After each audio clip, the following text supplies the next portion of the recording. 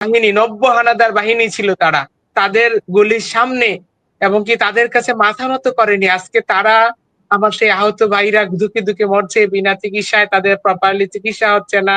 আমি চাই তাদের চিকিৎসা হোক, তাদের পুনর্বাসন হোক এবং কি প্রত্যক্ষ শহীদ পরিবারকে মূল্যায়ন করা হোক, তাদের বিচার করা হোক। প্রপারলি যদি বিচার না করে, দেখা গেছে আগামী কয়েক বছর পরে আরো একটা নব্য স্বৈরাচার মাথাচাড়া দিয়ে উঠবে। কারণ কি, নব্য স্বৈরাচার কখন আসবে? যখন দেখবে যে নাকি বিচার হচ্ছে না, আমি তো পার পেয়ে যাব, তাই না? তা না হলে দেখেন ক্রোনোলজিক্যালি 52 ঘটলো, ৭১ ঘটলো, ৯০ ঘটলো, 111 ঘটলো, আবার সেই ২৪ ঘটলো। এতগুলো ম্যাসাকার, এতগুলো তাণ্ডব লীলা ঘটার একটাই কারণ আমি মনে করি যে বিচারগুলো না হওয়ার কারণে। যদি সেই ৭০ এর ৭১ এর